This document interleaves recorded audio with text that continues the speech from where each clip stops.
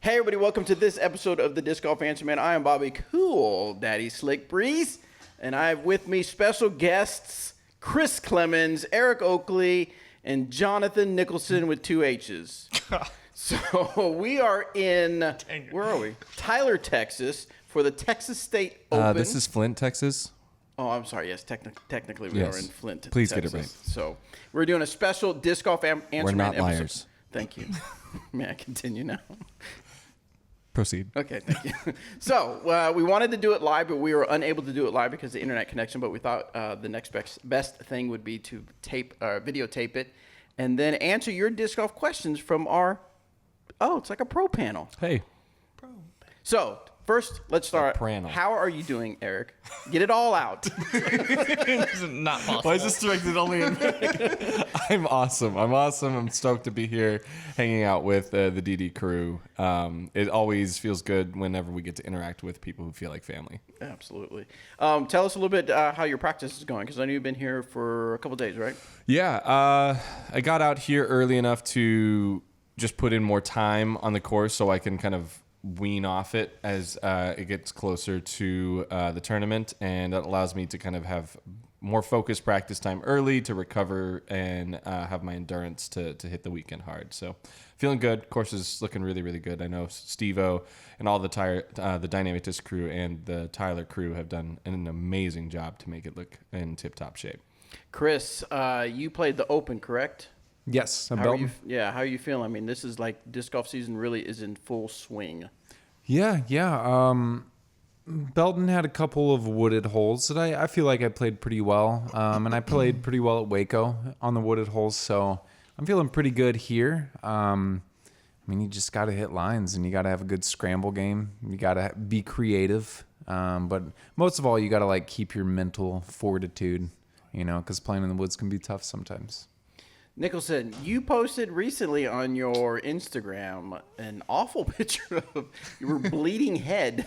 Tell us what happened with that. Yeah, so I got to Belton the day before the tournament because I got injured in Waco, and so I was waiting to see if I was even going to be able to play Belton, and I was jumping in and out of my van while trying to find an outlet that worked for me to plug into, and I smashed my head open on a cabinet. So that was a great time right before the tournament. Hashtag van life for sure. Yes. So what we're going to do, guys, is we're going to go through a few of your disc golf questions you guys submitted to the website. So thank you for doing that. Remember, as always, go to discgolfanswerman.com, submit that disc golf question. We'll try to get it on the air.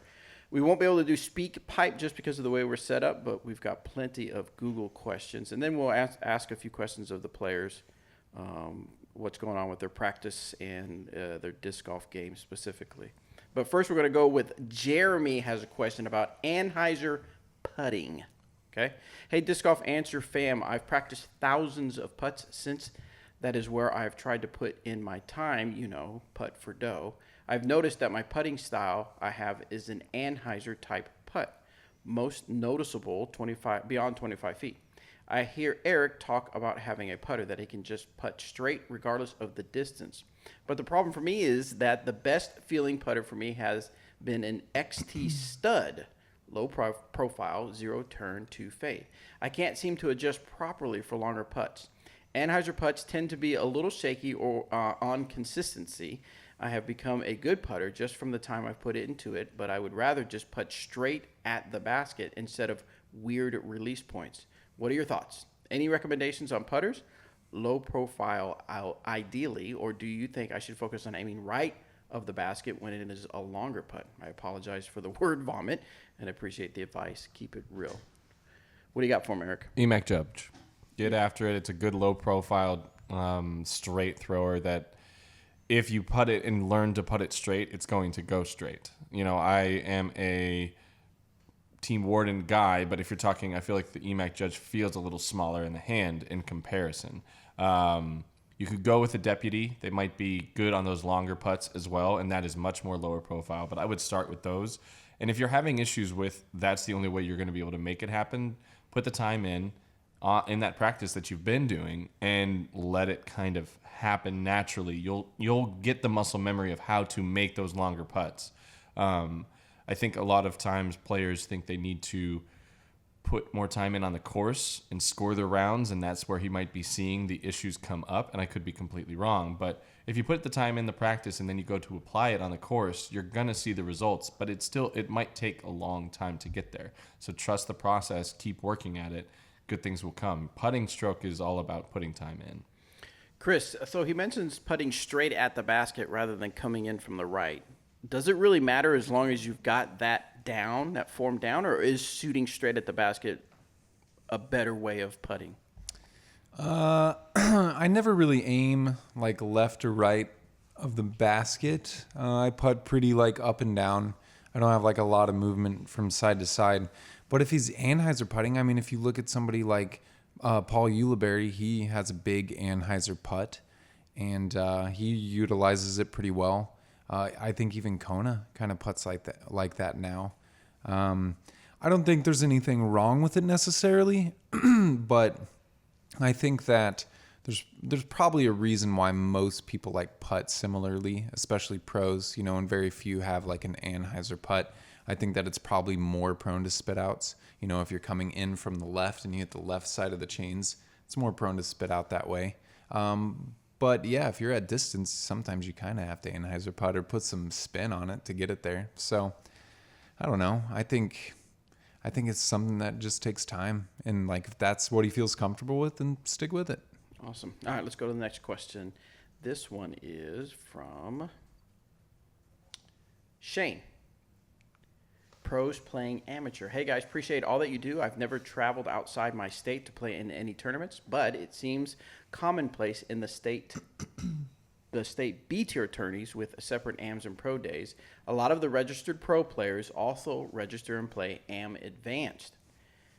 If I wanted to shoot against 10 pro level players, I would have signed up as a pro. Am I complaining? Is this common elsewhere? I don't want to play rec. I enjoy playing against good competition, and anything can happen on any day. But the skills gap is usually pretty large. Thanks. Let me know your thoughts. What do you think, John? I mean, it's plain in the PDGA rules that if you're registered as a pro, but you're under 970 in B tiers and below, you can play amateur, technically. If you've accepted cash, does that change Even anything? if you've accepted cash. Right. Wow, that's news to me. I'm pretty, don't quote me on it, but I'm pretty sure that's the rule. Yes, like I think it's certain like dollar amount you can stay. They may have changed it to a dollar amount, but it used to be just as long as you were under 970, and it wasn't anything above a B tier. Right. Yeah. That might be it. Anything above a B tier. I mean, it's the Raider again. You knocked it down. I always knock it down. I mean, it is kind of a hard thing because like just like with our sport now, like just because somebody says that they're a pro, like there's guys who are 900 rated playing an open, like would you say that they are a pro player?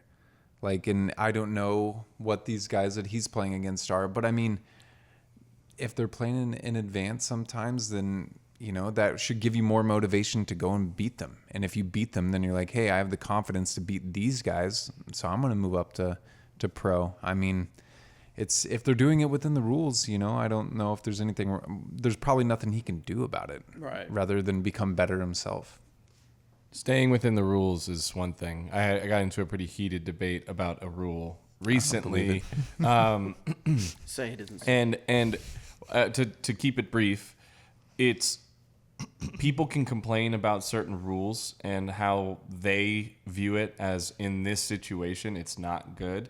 But when you look at the rule as a whole and people aren't actually doing anything wrong, it's just you don't agree with it, then it doesn't matter. Your opinion is now moot because it is within the rules of what they're doing. Right. As long as we stay within the rules, then it's fine. If you want to change said rule, go through the proper avenues, talk to the PDGA, make it known that this is what you want to do and help get into the rules committee or do something about it.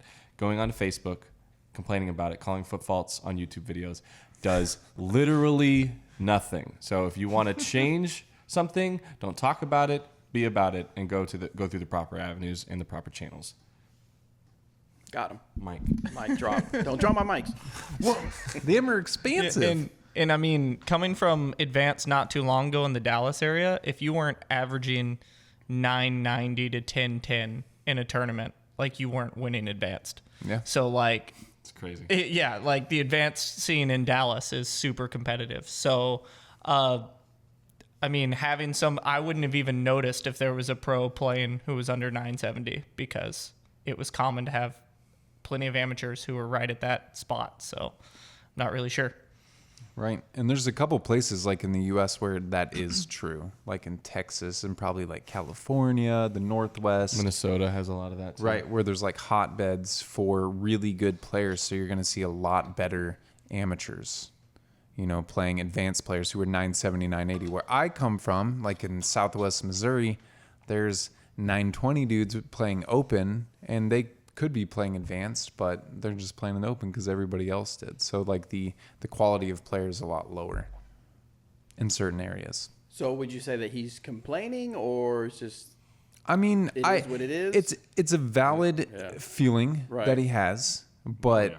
I mean, there's really the only option is to just play better, I guess. Yeah. I don't know what other. And if you're considered about winning or taking home prizes, then go play in rec. But if you're trying to look to get better and you understand that it's a part of the process to kind of maybe sometimes donate your tournament entry, you will learn more. And again, I'm biased here because I never played in the amateur division, so I just went straight into it and got crushed for a long time. But it helped mold me to be a better player. And I watched players who were better than me, watch their decision making, watch how they were attacking the game, and took that in, and that helped apply in the long run. So if you'll learn a lot by playing with those better players. I played in, I think 2013 was the Amateur Worlds I played in Emporia, and then I think at that time I played in Open like for a couple months before that, but like didn't accept cash because I was like 970 something. So I was like, you know, one of the better players in my area, if not like the highest rated. But I wanted to play AM Worlds, and then I accepted cash like after that. It kind of reminds me of, as far as like the mentality of it, it reminded me of something I heard on a podcast where the guy said something he learned that helped him be successful was that to recognize that, and I'm not saying that what you're saying, I can't remember the guy's name, Shane or something like that. Yeah. But the saying is, your excuses are valid. Mm-hmm. Whatever you have that's slowing you down or is a challenge, your excuses are valid. But now what do you do? Right. Right? So recognize that that's a challenge, that's an obstacle. But like you said, either get better or figure some way out to make the situation a little bit different. But just to kind of complain about it isn't going to get you anywhere. Right. You're just going to kind of keep validating your feelings of why you might not be doing as well as you could be against these players. But if you use that as fuel to get better, like that's what you should do. All right, move on to Wesley. This is disc selection, weight versus stability. If I have a driver that is a little too overstable for me in max weight, should I switch to a lighter version of the same disc or get a less stable mold in max weight? Said another way, if a more understable mold in a heavier weight flies the same for me as a more stable mold in a lighter weight, which should I choose? If I were playing in perfect conditions, no wind, normal elevation, etc., would it make a difference? I'm going to offer a very just like general guideline. It's easier to find discs in close to max weight. So it'd probably be better just from that standpoint to go with the disc that is flying correct for you in max weight, just because you will be able to find more of them. If you start looking for discs that are lighter weight, it tends to become harder to find them. There's not as many of them made. So from that standpoint, I would say that's the better decision. As far as which one flies better, it's pretty subjective, and I don't throw many lightweight discs, so I don't have any experience with that. Yeah, Eric, so when you're throwing a disc or you're trying something out and it's not quite flying like you want it to or not what you thought it was or something, what comes to your mind? Either try a different mold, or do you even think, I wonder if I threw it in a heavier weight, it would fly different? I don't really think too much about weight. I think more about feel when it comes to discs. And then if they're flying good, then that doesn't matter. I have some 171 Enforcers that I've 172 Raiders that have been absolute bombers for me. And those discs, I've been throwing max weight for most of my career. I was told early on that max weight is less affected by the wind. Now, if you're having issues getting everything out of your max weight disc, then maybe you don't have the arm speed to get that disc up to speed to have it fly to its normal potential numbers, if we want to, because I know they matter so much to you, Bobby. But it comes down to it's worth trying. But again, if a mold isn't working, then I like the idea of trying a different mold in that same slot. Like he mentioned, a less stable one in a max weight. If he's used to max weight, it helps. I do think switching from max weight to lighter weight can cause issues because in your pull through, you're pulling through with 175 grams, and now you take away, we'll say, 6 grams to go to 169. It will now feel a little bit different. You're pulling less weight through, so your timing might now get off. Now, if we're talking 1 to 2 grams, it should be negligible, but in the more drastic ones, we get 5 to 6 grams, it can be super noticeable. What about 173? Not a fan. I throw Gold stamp 173. I do throw Get it out. like a lot of heavier weights, but I mean some of my defenders, I have one in the bag now that's a beefcake and it's like 167. And I think it's more about like the mold. Like you could say a 165 Explorer that's a little beat is going to fly like a 175 Maverick. Like Could be pretty close. I mean, like maybe. And I think Explorer might have more overstable tendencies anyways at lower speed because it wants to be.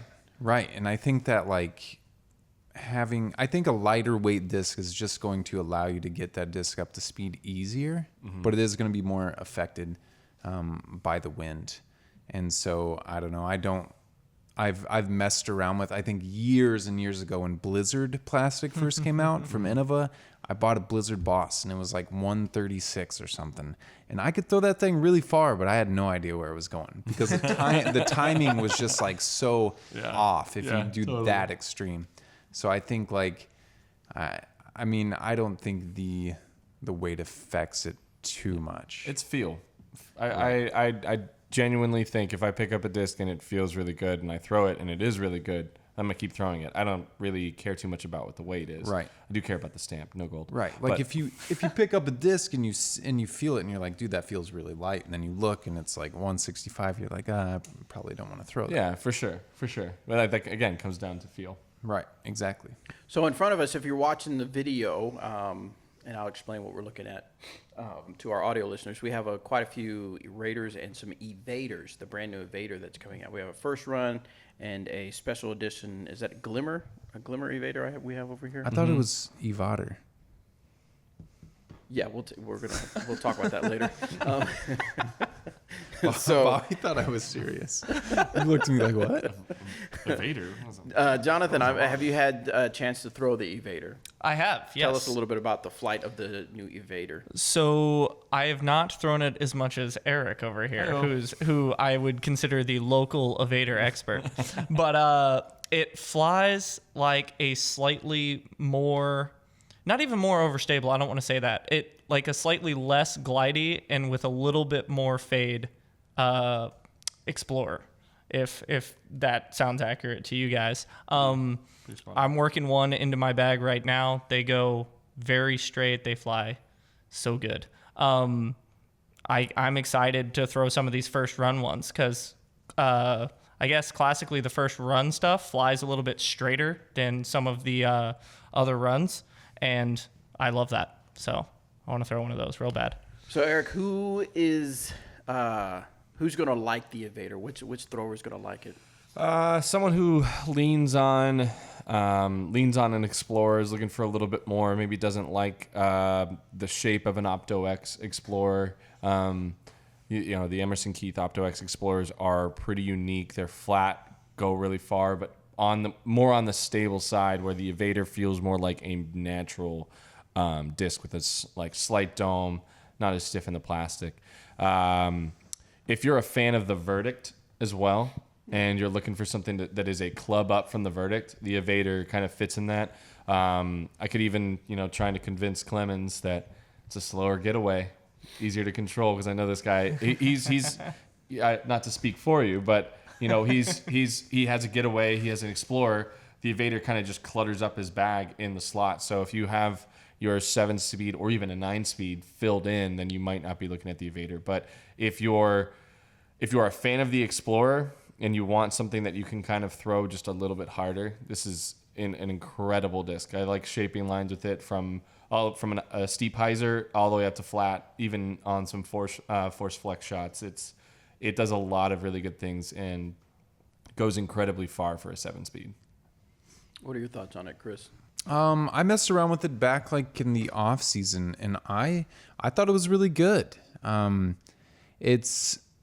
been throwing the Explorer for years, and I fell in love with it like when it first came out. I think 2018, I want to say. Maybe earlier. I think it was 2018, was it, when the Explorer came out? 18, early 18. Yeah. And then when the Getaway came out, I put that in the bag, and I really love that. Was it the same year? No, I think it was Year after? 2018 or 19 maybe. Yeah. 19. And the Getaway, it's just like it flies further than the Explorer for me. But I imagine it's very similar to the Evader, but the Evader is probably a little more controllable. But for me, like right now, having the Explorer and the Getaway, I mean, honestly, if I did choose the Evader and started throwing it, like it might kick both the Explorer and the Getaway out. But for me to like make such a drastic change, which those are really important discs in my bag, like it's tough to do. But I'll give it more work, and I mean these are beautiful and they feel really good. So You do like the verdict.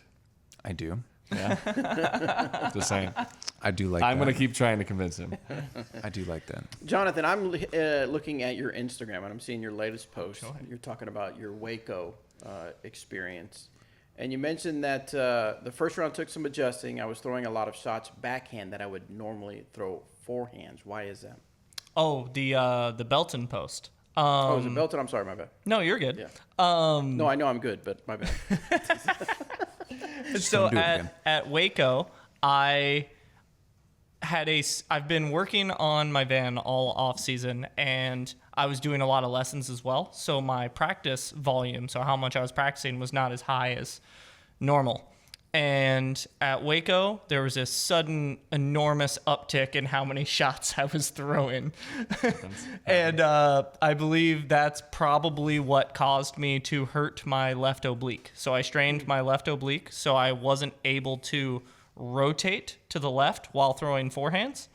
And because of that, I took a few days off, and I still wanted to play Belton so I could get some competitive reps in this season. So I decided to play backhand only. And that was my first experience doing something like that, because normally I rely pretty heavily on my forehand. Excellent. Chris. Oh no. Looking at one of your posts, and you say, Oh God. Sunday fun day down here in Texas. I'm privileged to live a life full of travel, friends, and Frisbee. Let's have some fun today. Did I say that? Yes. Oh. So what is it like being back out here playing with all your friends and doing what you love doing? It's pretty amazing. This is my 4th year touring. When I first started, it was different. It was a different life to get used to. But ever since I was first started playing disc golf, I would go on disc golf road trips on Saturday. We'd wake up super early, go and play 2 or 3 courses, and come back super late. And so that's always been something I loved. And so being able to do that for a living is amazing. But yeah, I think it was one of those moments I was just thinking about, like, because I think in the post I'm like smiling, and I mean, just like, what else could we want? Like spending time with our friends who are in at times our family, because we're out on the road all the time, and then throwing in frisbees. Like, what else could you want in life? It's a good time. Now time to pick on you, Eric. Okay. All right, so you have your Waco post. You talk about your confidence in building, and you're incredibly happy with how your start of the season is going. I mean, I know it sounds like a duh question, but how important is it to have that feeling of confidence? And then what causes your confidence maybe to go down, and what do you do to bring yourself back up? Having confidence is, I think, one of the most important factors. It is more important than your tournament prep. It's more important than, I think, any other factor, because you need to know that you are capable of every single shot that you are going to throw. And that relates to how I build myself back up from moments of not feeling confident. Is I step up knowing I'm capable of making and executing that next shot. There are plenty of times where it's just a change of mindset, a change of focus on a certain thing of why I'm making a minor mistake that might be harming my play. But what has really come of it is I'm stepping up to every hole, and there's no doubt in my mind that I'm capable of and this is where I'm supposed to be. It's been a really cool feeling, and I haven't really shredded yet. I've just played good, consistent golf, and that's a really good feeling. So if I do pop off, awesome. If I stay on this trend of just clean, consistent golf, it's not something I would feel that bad about, because I know there are other players that have had some, big swings from tournament to tournament. So I'm having that routine that I've been building, and is building on that confidence and just allowing me to continue forward and playing at a really high level. And I would love to keep that going. I know that my preparation and schedule have kind of really allowed for that to happen. All right, let's hop back into the questions. This one is from Garrett. This is on rangefinders. I had a question about using the Bushnell Sport 850 rangefinder during tournament rounds. Some of the guys I play with say that I couldn't use it during a tournament round and only for casual rounds. But when I look it up online, it shows that you can use it as long as you're in your 30 seconds. Mm-hmm. I just wanted some clarifications before I start pulling it out at events this coming year. Thanks for all you do, and I can't wait for a great 2021 season. Also, congratulations on the new warehouse. Thank you so much, Garrett. We are super excited back at Dynamic Discs headquarters for the new warehouse. In fact, this weekend they're moving Dymax over. No, I'm sorry. They've already moved Dymax over. They're going to move hot stamping over, and I will be the only one left at the old warehouse. Dang. That entire warehouse will be my office. Dang, boy. Wow. So I'm going to open up a skate park, start charging for that. Sick. So maybe a hoverboard park. Try that. I was about to say. So yes, Eric, you said that you can use your rangefinder. Tell your boys to shut up. They're leading you astray, man. Like, that's not cool. It's, again, They might not be his boys. yeah. They may not be your boys. Yeah, they're trying to. They ain't your boys no more. I personally love that Bushnell is a part of the sport. They are pushing things in an amazing direction. As a competitor, I don't think we need them, and I don't think we should have them. But that's just this is all personal. Like, I think that this Sure. I look at golf. They prepare themselves.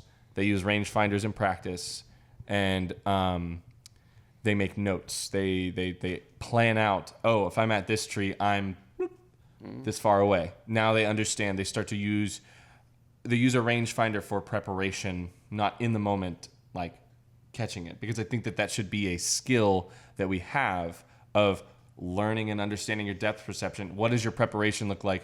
Okay, I was at that tree in practice, and I threw this disc, but now I'm about 50 feet back of that tree in a different angle. I probably need to club up here, but or I could just use the same disc. So you're having to make those decisions on the fly rather than bloop. All right, I know how to throw 325 feet with this disc. Throw it. I think it just takes one minor skill set that I think we should be building out of the equation right now. Does everybody kind of agree with that sentiment, or anything different? I would love for you guys to disagree with me. Good. I disagree, but only on timing. So I agree with everything Eric said if disc golf was a little bit further along. Because on the PGA Tour... Yeah, they have all the time in the world to prep. Yeah, You're right. on the PGA Tour, they have caddy books that they hand out to players or caddies, whoever. And it literally has yardages and markers for all these various yardages for every spot on the hole you could think of. And so they basically don't even have to go out and prepare for those. And obviously they need to practice from different places and they shoot certain things with their rangefinder, but it's a lot easier and on golf courses than disc golf courses to do that. And disc golf courses, especially since not all of them are private, it's going to be hard to get them to that point on the Disc Golf Pro Tour. Once all of those things are in place, I'm all for not using rangefinders during competition. But as of right now, I don't really mind it because the resources aren't there to not do it. Good point. Any different points? Nah, I mean, they make great points. I hadn't really thought about what Eric Pick was a side. saying. We need to know who wins. I need to know. Even though we both no. already agreed with each other. I'm winning. No, please. I agree with Jonathan. No, no, but I do think in time, yes. Like if we, That was a really good point. because as it stands, some of the courses that we play, you look at the T sign and it says it's 350, and you range find and it says and it's 390. Right. And so like that's pertinent information that you need to know. But I came from playing ball golf when I was younger, and so I love having a rangefinder. I used it a lot at USDGC, and I would, like as Eric said, I'm like, okay, I'm even with this tree. That means I'm 350 feet away. And I would do those things, even though I would sometimes range find during the round. But I think, yeah, right now we're probably not far along enough yet. But if we can get to that point, that would be super cool, and to not have them. So let me ask you this. So first of all, and this is just me using my platform to get this off my chest. I am so sick of people picking on other people on social media, because that's just, you can start that statement with just about anything that's going on. What are we talking about? Disc golf? Oh, okay. Yeah. Let me pick on this person because it's disc golf. I'm just sick of people picking on people that use rangefinders. Here's my question to you guys. Obviously, coming from me not being a pro, not playing, and not even close to the level you guys are playing at. But if all things being equal, what's the harm? Remember what we talked about, playing within the rules? That's the rule, right? No, that's the rule. Right. That's why I don't get mad when people do use it. Yeah. I've actually asked somebody, like, would you range find? Because then I'm going off of their distance from where their lie is to kind of get an idea of what my lie is as well. Again, it's within the rules. Right. I have a Bushnell in my car that I sometimes will take with me on practice rounds, especially on open courses that I'll get a better idea. But I don't use it often. But you're right. Play within the rules. You can't get mad at people. Right. As long as they're doing it in the 30 seconds, as long as you are afforded the same opportunity, which means you can have a Bushnell rangefinder just like everybody else, then to me, but I get what you're saying. I get where you're the elevation of the game to where Totally. somebody has the skill of planning it out and and stuff like that. But to me, like at this point, what is the harm? Why does someone have to pick on people for that? That's an amazing question, and I don't know if we're ever going to know the answer for that. Because people can. That's why. People just like to complain and be mad at other people. All right, this one is from Drew, and this is on high elevation to low elevation. Thanks for all the great work you guys do for the disc golf community. I just played in our local Veterans for Vet tourney and had a blast. Yeah, Awesome. boy. It was a great way to support our local veterans in Colorado Springs. My question today is about stability. I live at about 6,500 feet and rely heavily on understable discs. I have some overstable discs, but they are in the flippier plastics to allow for more turn at this higher elevation. I currently carry a Maverick Infusion and love it for my straight fairway shots. I also have a Glimmer Maverick that is way too stable at this elevation. I'm taking a trip this summer to lower elevations, Emporia in May, Minnesota, Michigan in June, and am curious if you think this Glimmer will be a good fit at the lower elevations. Or should I look to change my mold? I notice a difference when I go down to around 5,000 feet, but have little experience at lower elevations. Thanks again for your help. You're going to want to keep that Glimmer Maverick. Because 6,500 feet, that's quite a bit. Way up there. That's up there. And your other Maverick is probably going to be a roller, your main one. Easily. And your Glimmer one's going to be straight. Yeah. So I would definitely keep it. It makes a huge difference, for really sure. does. I remember the first time we played in Colorado. It was me, Anthony, and Robert, and it was for the Disc Golf Experience Stadium at Mile High Stadium. It's weird, right? And I remember, I mean, people had asked questions about the elevation, and Mm-hmm. I've heard pros say yes, whatever, but it's like, really, does it affect it that much? Man, it affects it Yeah. so It's nuts. much. It's Yeah. nuts. Coming and spending time in Utah, and then I went and played the Memorial, which is borderline like level, but I felt like a god. I was just throwing the disc so far, and I was taking over what was super overstable in Right. Utah, and I was like hyzer flip turn. I was like, I'm just like I'm Thor. I'm just sending stuff like it was insane, but it was a definite adjustment period where you kind of have to rely on something a little more overstable because you're going to hit on the angle that you have done naturally, then it's just going to do something completely that doesn't feel right for you. So Does that make players more in that region that gives them a disadvantage? I guess if they're just not educated enough of what's happening to their discs. I mean, for someone that's maybe a novice,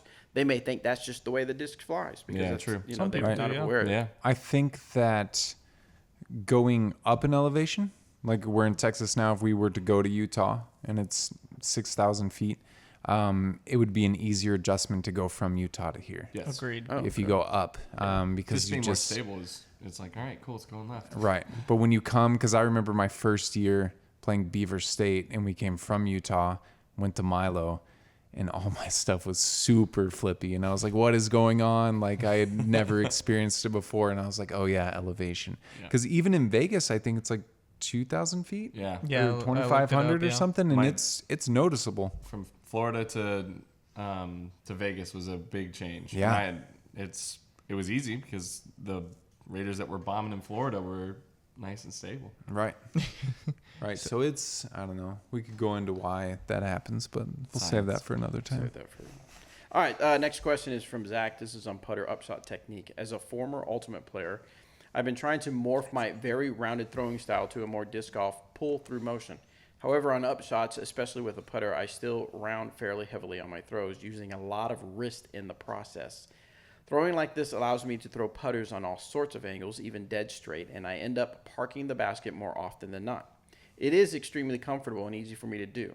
Once I get to 150 feet or more, though, I can't seem to get the putter to the basket, and I tend to disc up to a mid-range. Is this rounded style form for putter upshots hurting my game by limiting my distance? Is getting my putter to act like an ultimate disc sapping my distance and hurting my game?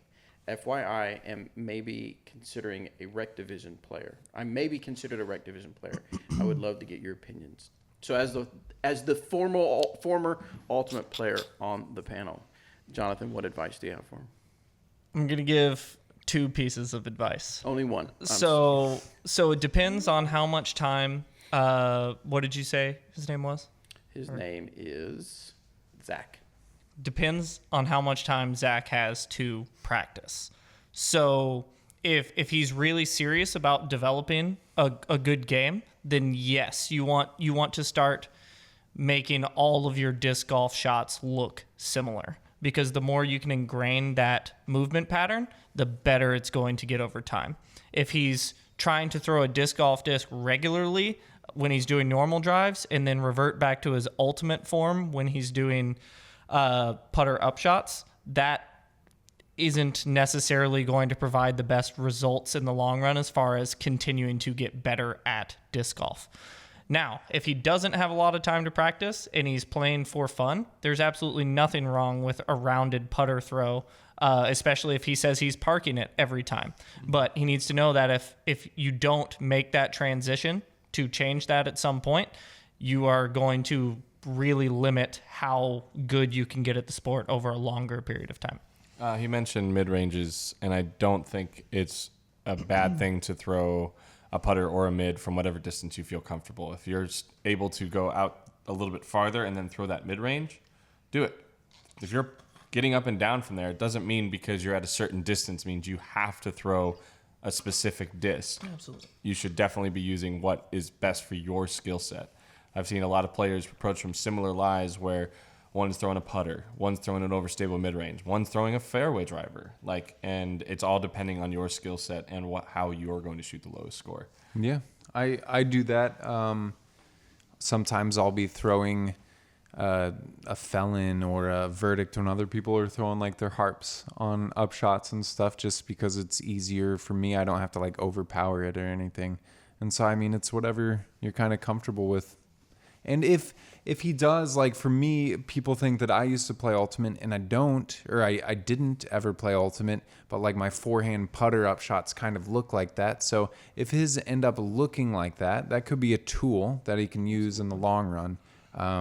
For like floaty upshots, you know, he might be able to make them occasionally or something. But yeah, as Jonathan said, like ingraining that proper form and technique early on is a really good thing to do.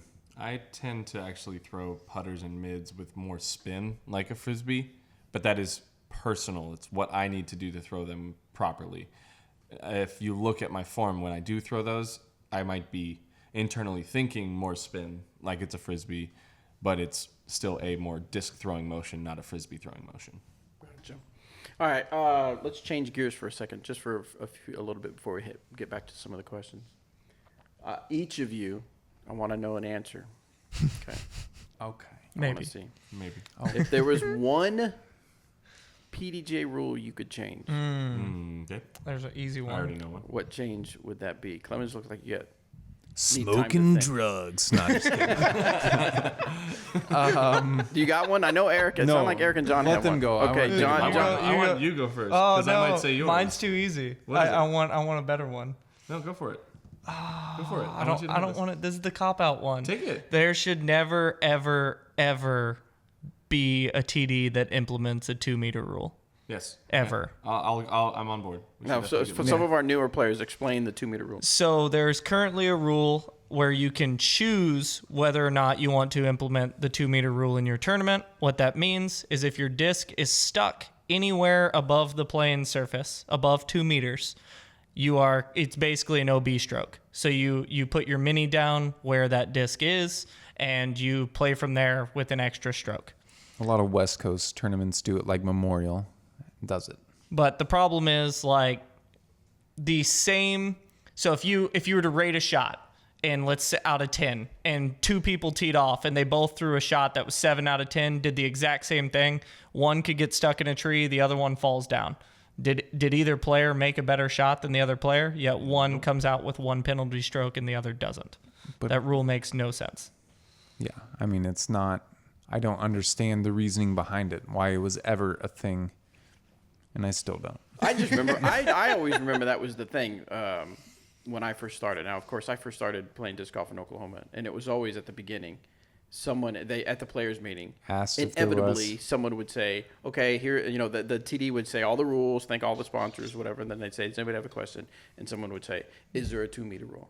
Mm-hmm. And I always wondered why. I don't understand. Why is that always a question? Why does that have to be a thing? And then as I learned about it, it's interesting that I have yet to, if I were to walk up to 10 disc golfers, I truly believe all 10 disc golfers would say there's no need for the 2-meter rule. And I'm thinking, Don't go why to California. maybe Eat that's it up. it. They're like, yeah, 2-meter rule. Maybe let's just get more strokes for everybody. Maybe they're like they want to see like disc fly through trees or like under trees, so they're like, I don't like people throwing over the top or something. I don't know. Yeah. I don't know. I don't understand. We the should. reasoning behind You it. shouldn't be playing those courses then. It's like the best part about disc golf is the uniqueness in you get to decide how you play the hole, whether or not that's how the course designer intended for you to play the hole. If you found a way to uniquely play the hole and attack it in your own way, you should be allowed to do that. You shouldn't be punished for trying those things out. And I think the 2-meter rule sometimes will punish those types of shots. All right, so what do you got, Eric, as far as your rule you would change? Okay, so I really want to extend and preface, this is only at the pro level. So before anybody starts to get super mad or anything about already how would mad. we implement this at B tiers and C tiers, how are you we think gonna people- do Is this? that how your fans sound? No, Is that I'm, what you I'm think? talking about you guys know the Anybody who guy I'm opposes talking his about thoughts, at your local course that he's old guard and he's all how we've always done it type of person. The circle should be moved out. Circle 1. Facts. So should be moved out, and I think, and I've been saying No. it as a I think 15 meters From 10 meters to 15 meters, that puts it a little over 50 feet, I think is what the maths comes out to. And what that I think will do is it takes, when a player throws it to 28 to 32 feet, and a player throws it to 34 feet. Let's put it in those standpoints. At some point, the player who threw it to 34, if they're a good circle 2 putter with a good step putt or a good jump putt or things like that, they're taking strokes but in reality, they didn't attack the hole to a better standard. So by extending that circle back, we're rewarding players for throwing better tee shots and better approaches, because if you land at, we'll call it 50 feet. If you land at 51 feet and you jump or step, doesn't feel that bad to me. Doesn't look weird, because it's like, is the circle really actually at 30 feet, or is it at 30 feet? Is it 33 feet? 32 feet, 10 inches. Yeah. So we see that a lot with circles that are drawn on courses. Those aren't done to a standard that feels consistent right now. And that's tough, because it is very difficult to do. It's a long task. So by extending it outwards, we're going to increase the difference of players throwing the disc well, rather than players just putting well, which I think those both go hand in hand. Now, your circle 1 percentages are going to go down, but if a player on the weekend puts 90% on the weekend inside circle 1, you know that they were, one, really throwing the disc well, or they were just dialed. And that's the one factor. And then the next part is, again, from 50 feet, if you're at 45 feet, every player at the professional level should be able to putt without falling forward from that distance. And it should be a skill that they have to develop. Why do you think that? Because you should be able to. Why? You should be able to learn that. But do college basketball players learn how to shoot 3-pointers from a farther distance when they move up to the NBA? Absolutely they do. Do field goal kickers learn how to kick from a college football to an NFL football when they move up to the NFL? Absolutely they do. We have nothing that bridges the gap from am to pro outside of just competition against the other players. Nothing is a kind of stepping stone for you to be, you are now playing as a pro. This is something you're playing practicing. Harder courses. But you said like you should play to your strengths, and disc golf is unique. And one of my strengths is jump putting. Mm-hmm. So when I'm 35 feet, I'd rather be there than 30 feet, because I can jump putt, because that's my game. I doubt you're ever playing to land at 35 feet. No. But I do get excited when I do. Yes, I'm like, thank God this is right outside, so I can jump putt. That would be my counter. It's like, no, I mean that's fair, because as I see, because I am a jump putter and I love doing it. Same. But I do see a lot of people on top players foot faulting a lot.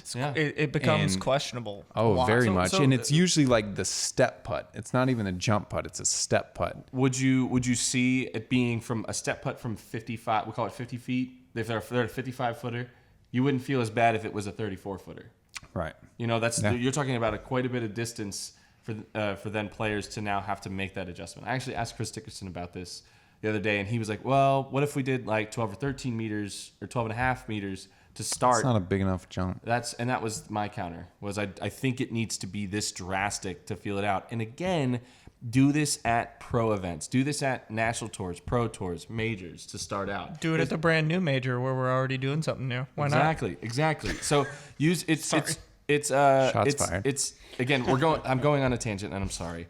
But you're not. It's If you were sorry, you wouldn't do it. My voice is going to be tired. We had a long talking thing already. But again, I see this going in a more positive direction of challenging players a bit more. We're seeing more what goes in, because golfers greens are sometimes hundreds of feet. Like they're huge. Right, and our greens are not. And they're that. undulating, they're moving in all different kinds of directions. And so sometimes you rather have a 10-footer, straight uphill at the cup rather than, a sloping 6-footer. Exactly. So that's the level of advancing the play forward on the pro side, because I don't see us changing basket sizes anytime soon, which could be something that would help in making putting a little more difficult. But So I think you expanding just the want circle it. out. You just want it to make putting more difficult. I just want to make. I want to make players who are throwing the disc well get the separation they've earned by throwing the disc well. Because too often I see players who throw it Well, to. you can 40 get better feet. at jump putting. I know, I get that. But if I throw it to 20 feet and you throw it to 34 feet, I technically, in this scenario, threw a more accurate, better Right. drive. And we're both probably going to make our putt. Exactly. But I would love to see it go the opposite direction to where more players. It's not to say that shouldn't always be the case, because you can make a 34-footer without jumping. Right. If I throw it to 20 and say we're in this 15-meter scenario, I throw it to 20, you go to 34, we both make it. That's good, because now your putting percentage is going to be great on the weekend.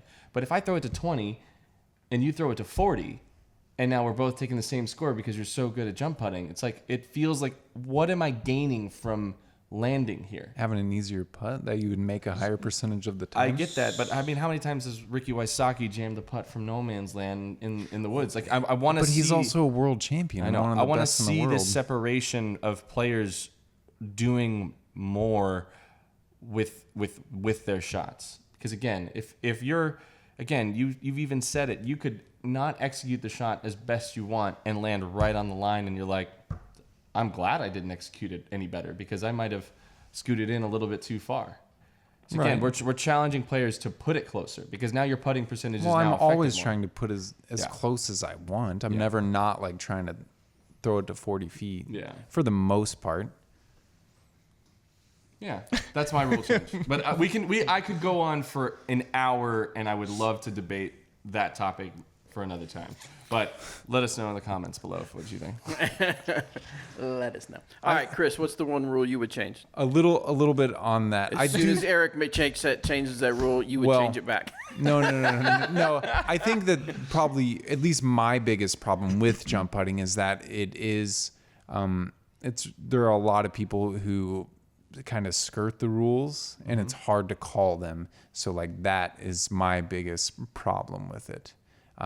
But I guess this kind of goes with that. I personally would like to see, especially on the pro level at big events, NTs, majors, pro tours, I think like every 3 or 4 holes should have like basically referees or, officials walking around. Marshals, yeah. Because, it's always a huge thing. Nico won Waco, and everybody's talking about making videos about how he took 42 seconds and all this stuff, and why don't we call them and stuff like that. And like, I don't think at disc golf where it is at now, I don't think that I should be, if I'm calling Eric on a foot fault or for a time violation, I'm gaining an advantage on that. Like, I'm gaining an advantage, and the whole field is, and he may take that personally and may think that I'm trying to get strokes. I have called people in the past, and that's exactly what they said. And so it's just puts us in a weird place to do that. And especially because some stuff happens so quick, so it's like hard to see it sometimes. And I'm trying to concentrate on my game and like do that, and so now I have to referee for 3 hours too. Not what we should be doing as And pros. I think that there should be I guess it wouldn't be a rule change, but we should just have people, if people walking around, and if they do see that a card is playing super slow, they can warn them. I know on the PGA Tour, there is no set time limit. They don't have like 45 seconds. So I don't think having they changed it?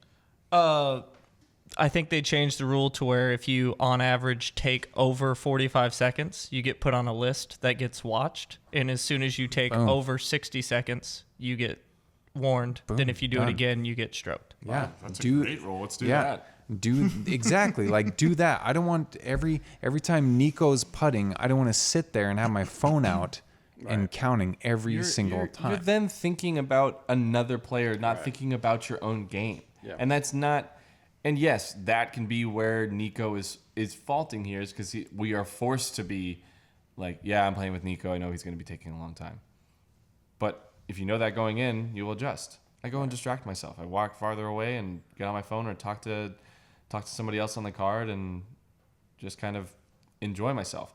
Should I be, I'm watching what he's doing to make sure he doesn't make any other rules violations. But there is something that in the rules right now that your time resets if you're distracted. Right. And so you could argue that this leaf distracted you, or this lady Yes. walking 300 feet away distracted you. You could argue that, and I couldn't say, no, she didn't. Yeah.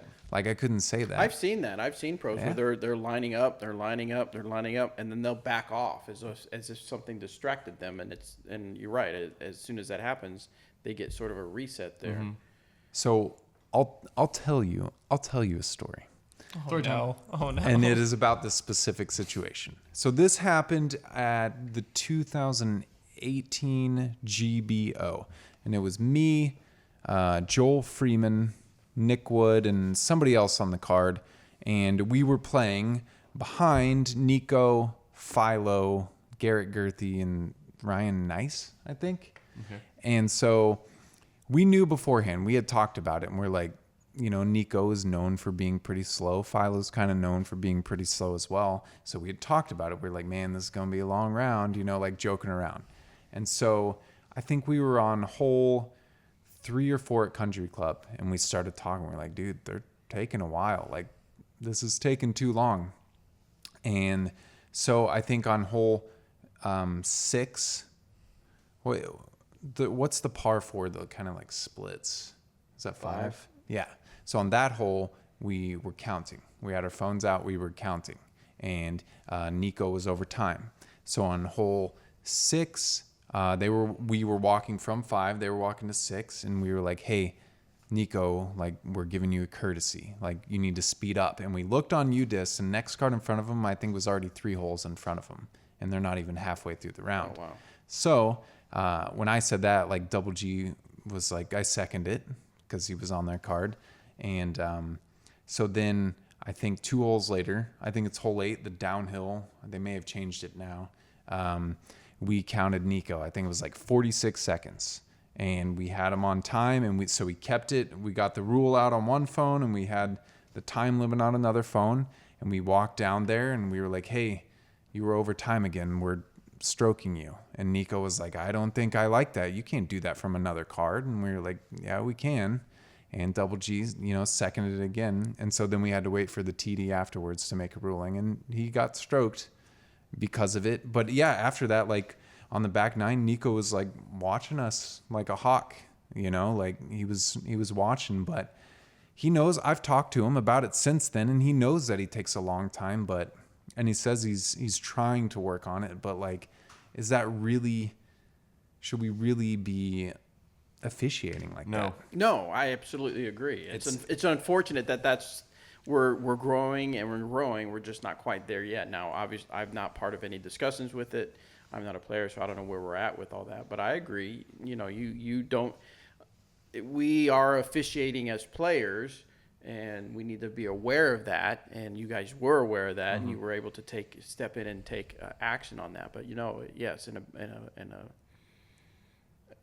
I don't want to say a perfect world, but a better world, maybe it would be nicer to have the officials there to help. Right.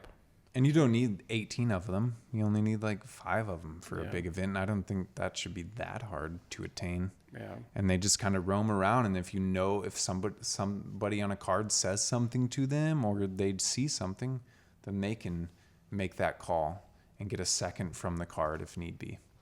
All right, let's go back to one question, and then we'll come back to some other deep dive stuff. I'm enjoying this.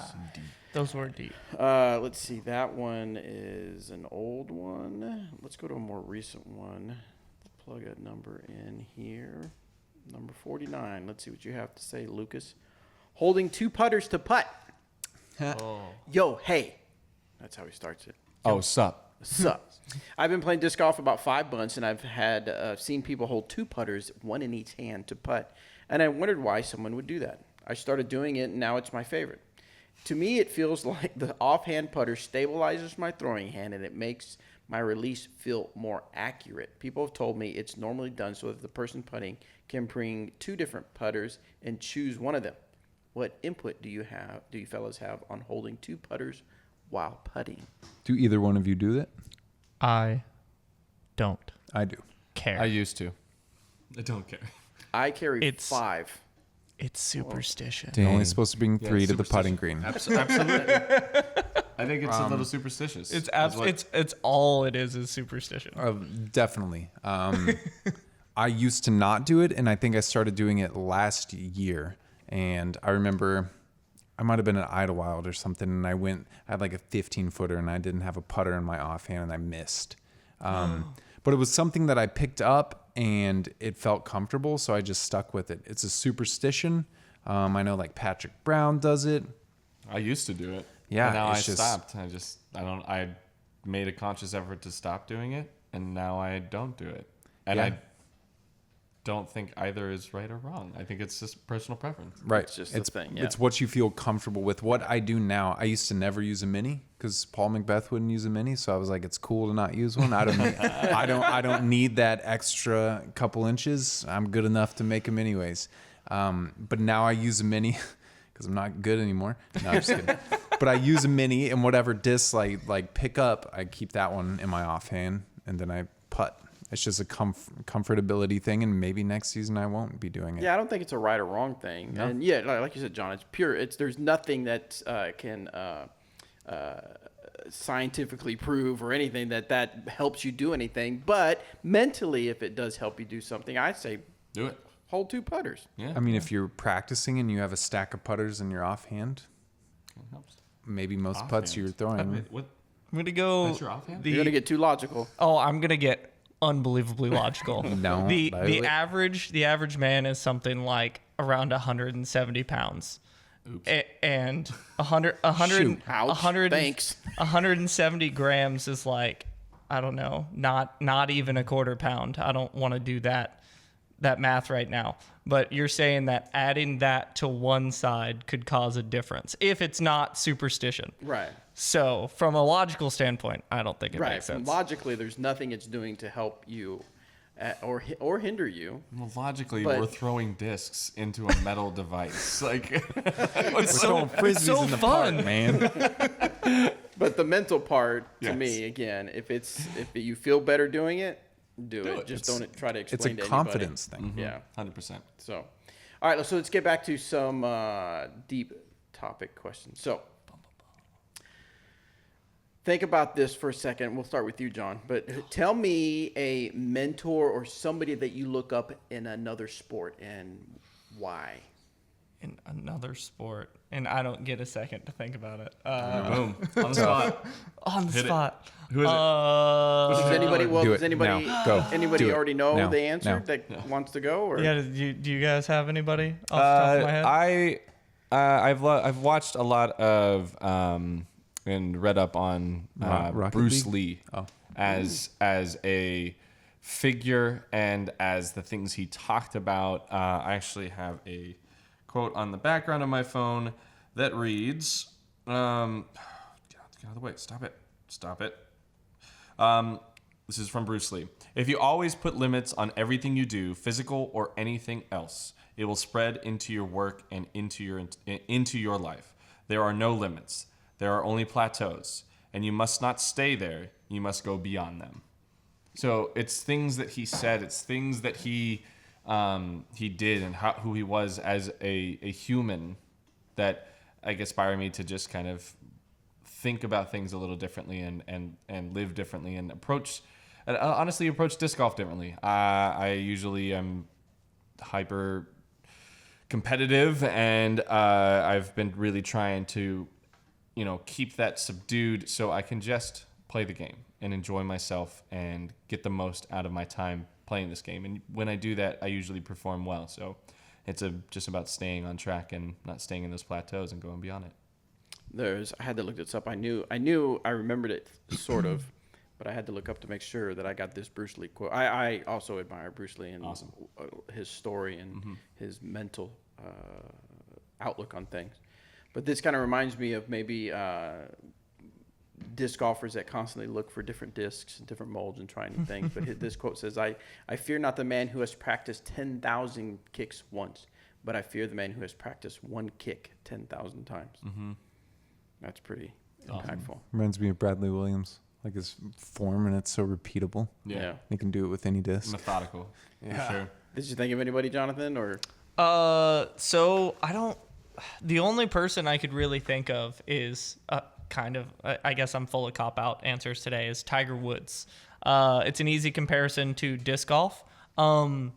I can't really recall anything like I've learned from him, like teaching or anything, but just when he was in his prime and just like the way he carried himself on a golf course and how he looked just absolutely unbeatable and hit every shot like perfectly. Like it was just like I aspire to be able to do that on a disc golf course someday. Sure. Like just be in the zone and nobody can take you out of it. You will, man. And you won't even know you're in the zone when it happens. It's And then it's you real. realize it, you're out of the zone. Nah. Now, this might not be. That's why you don't think. This might not be specifically for you. Maybe y'all can kind of talk on this. But would golf be what it is today had it not been for Tiger Woods? I don't think so. No. Why do you think that NBA is? wouldn't have been what it was without Magic Johnson and Larry Bird, and then Michael Jordan, and then now LeBron James. Like you go through these stages of things. There were plenty of amazing golfers who were pushing the sport that Tiger was able to look up to and push that forward. I look at it in the same way, Pele to Maradona to Zidane and Ronaldinho to Messi and Ronaldo now. And we have another stage of soccer players.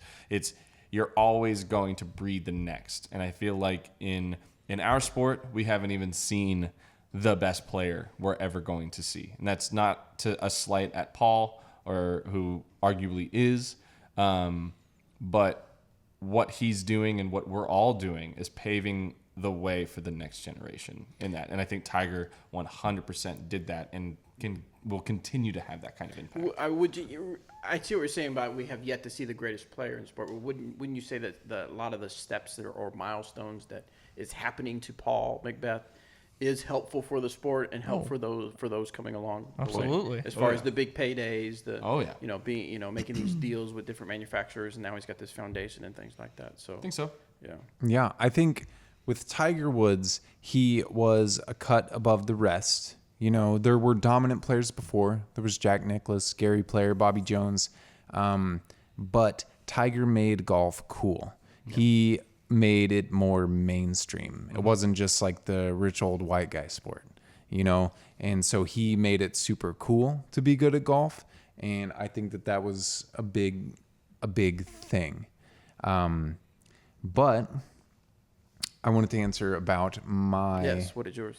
My sports person. And this one's a little weird. So it would be Michael Jordan, but because I want to be the things he wasn't, in that he sacrificed his personal relationships, he sacrificed, his friends and stuff like that at the sole expense of just winning, because that was everything. And that's fine. But, a lot of people say Michael Jordan was not a kind person.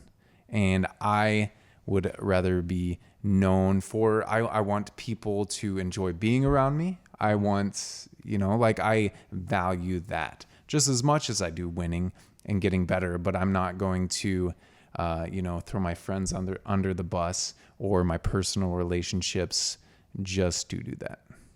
Would you say that's the trade-off? If you look at a lot of the greats, it seems to be it's really hard. If you look at Paul Macbeth, when he was winning, all of it, when he was at his arguable best and winning all those world championships, he was doing nothing but playing disc golf. And then he started having Ricky push him. But then people, he marries Hannah, and people are like, oh, he's washed up and stuff like that. He moves to a new sponsor. He wants to prove himself again. He's the best player we've ever seen. Mm-hmm. But every time when when other opportunities present themselves, a new relationship with Hannah or, foundation or things like that, like other things to occupy his time, he takes there's a setback there with his game. And so to be the best and as dominant as he was, you have to be all disc golf all the time. And I think it's true for any sport. And so, yeah, you're going to, your personal relationships with people, it's going to suffer. So then, have you made the either the deal with yourself, or have you come to the conclusion that you will not be at that high No. level? No, I don't think it's necessarily impossible, but I want to do it in my own way. Gotcha. Heck yeah. Sweet. Yeah, like I don't, you know, it's a hard thing. It's a weird thing to like learn, but when I watch like the documentary with Michael Jordan and I like see these stories, like, yeah, people do respect him. They're like, man, he won and he was like so, but like they're gonna remember him for that, but like then they're also gonna remember like he was an asshole. Like Right. that's what I remember about him personally. Yeah, he was a great competitor, but he wasn't a very good person to other people. Excellent. All right, let's get to a question, and then we'll come back. I got a couple more questions. This is from Sammy. Distance with putter versus drivers. Hey, guys, my name's Sammy from Vancouver Island, British Columbia, Canada. I picked up disc golf as a COVID hobby last summer. It seems like that's happening a lot, or that has happened a lot. Welcome. And it turned into an obsession pretty quick. I was having a lot of trouble with turning over my flippy mids and putters but I solved it by figuring out how to add a lot more spin to my throw. I was actually able to get a Ruby 300 feet in a field, but I can only get my distance driver to about 330. I measured with U-Disc. It doesn't make sense that there isn't a bigger difference to me. Any idea what I might be doing wrong? Love the podcast. Thank you guys for any help you can give. I mean, you're throwing a Ruby 300 feet. That's pretty far for a Ruby. So why can he only get his distance driver another 30 feet? Why can't, Nose angle, yeah. spin. He's probably trying too hard on a distance driver. Yeah, sorry. Nose angle is probably the first thing. Arm speed comes into play. Disc selection, and I would look to trying out, not going all the way up to a distance driver. I would go to mid ranges and fairways and try and push those beyond that mark, because your arm speed probably is much more closer to those discs than it is to the distance driver. Ruby's lightweight, right? It is. Yeah. I mean, what distance drivers is he throwing? Does he give those specifics? Because that would help. Yeah, it would. Lightweight sapphire. He doesn't say what things mold go he so was far. throwing. Sapphire would be a great disc to at least try out, but if they are pretty stable. Well, you know, with the slower a disc is, so a putter, like the less speed, the less spin you have to get on it to get it to fly. You know, when you're throwing a higher speed driver, you have to impart more spin on the disc to get it to fly like it's intended to and get that turn and whatever. So, I mean, maybe he's trying to throw a captain, you know, a 175 captain, and it's just only going to go so far because he's only getting so much spin on it. Right. I think it almost, now, obviously we can't without digging deeper into it. It almost feels like the sentiment that I get a lot of new people is that they feel like, yes, the disc does the work, but you've got to get the disc to the speed and the right angle and the right throw for it to do its job. Absolutely. Otherwise, it's not going to do its job. You not can't. go anywhere. It's not going to automatically go farther because it's a driver. Right. You've got to properly throw that disc, that particular disc, to get it to do its job. Yeah. So, all right, one last deep dive question. Thank you guys for taking the time to answer these questions for us. Dude, So- it's 12:30 a.m. Jeez. It is not 12:30. It's almost 10:30. Some of these. So with Nico being in the public eye, of course he's always been in the public eye. Great disc golfer, but he just recently won the Waco annual Cherry Open. So he became more in the public eye. People, you know, saw his interviews and things like that. One of the things that people brought up, again, this is social media and different places, is his image, right? I have memories of, and I've even talked about it on the show a long time ago, memories of Nico filming him and watching his temper.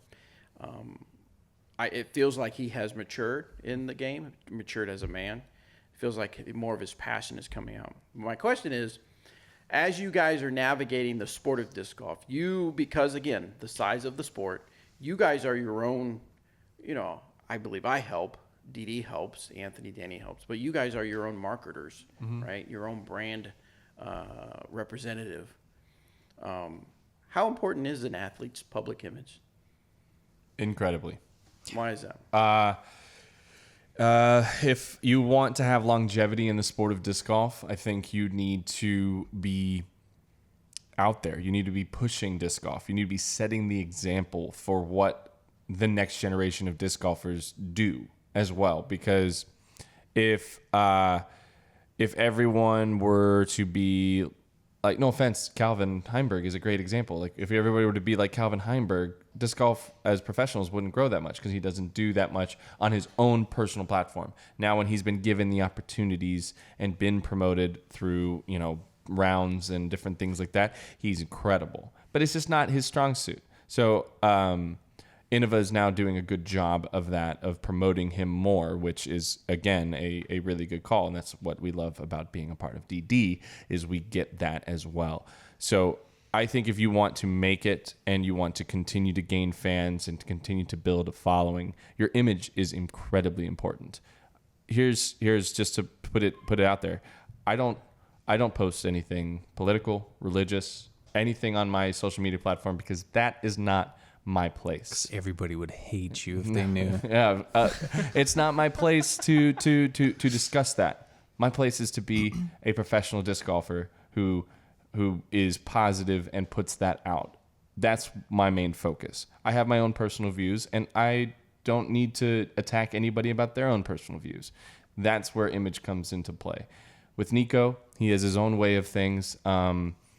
Yes, I'd love for him to not get super mad and do things on camera, because he does represent not only West Side Disc, but he does represent DD as well in a lot of ways.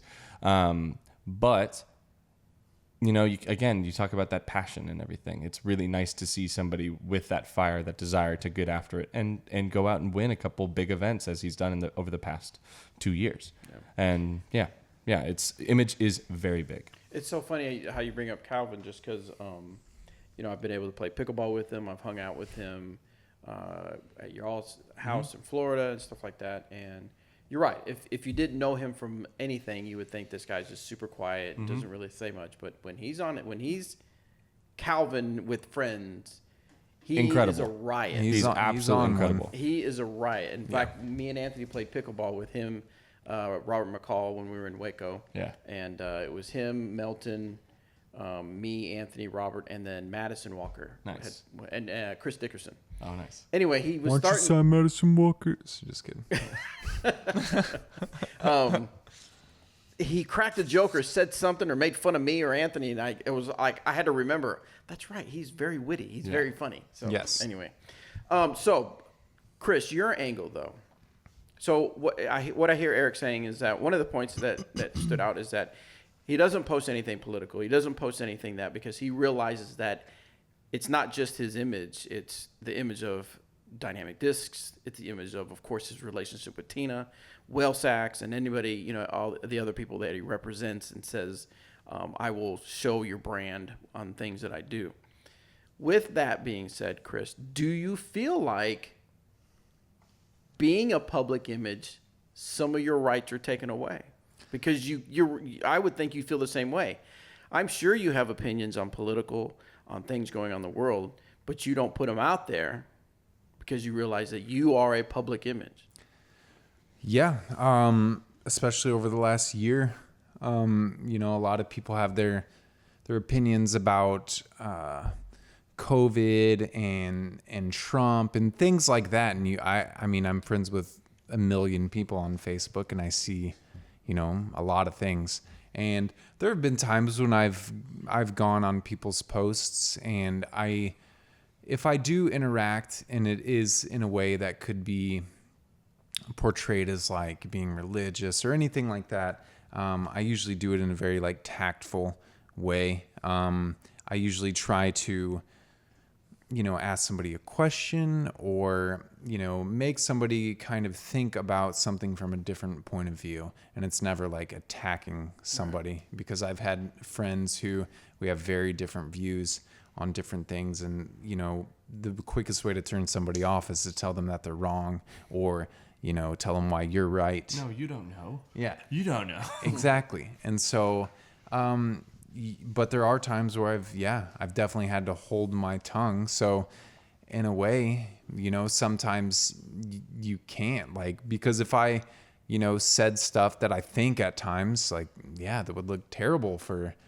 Didi, or a certain part of the community may, you know, think of it that way.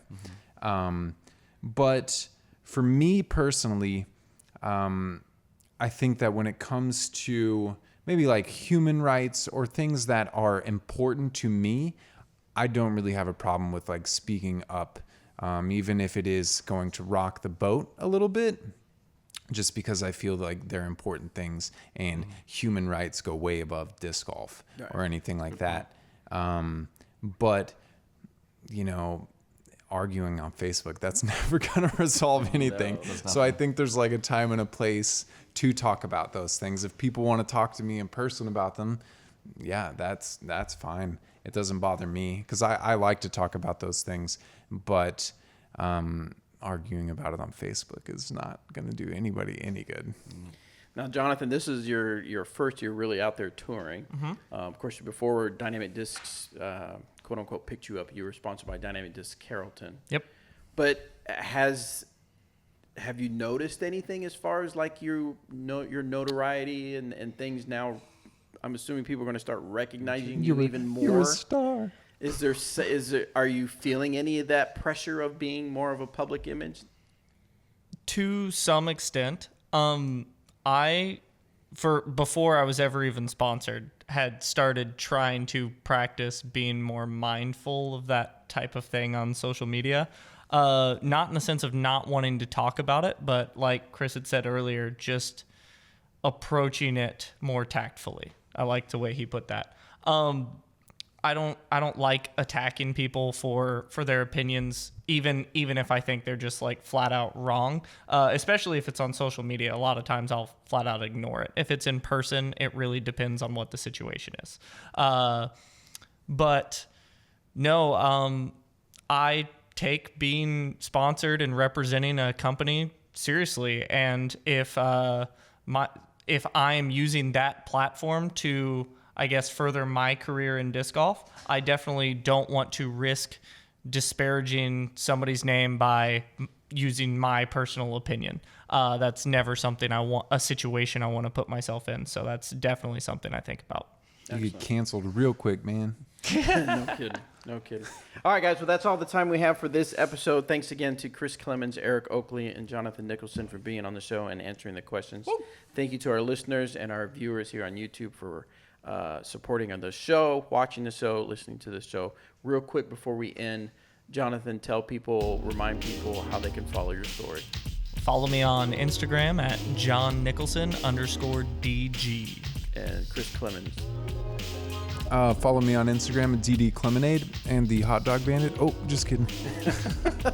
We didn't even get into the Hot Dog Bandit. We didn't. The real hot dog. Follow me at the Eric Oakley, Whale Pants on YouTube, and go to dynamicdisc.com and buy stuff. All right, appreciate you guys.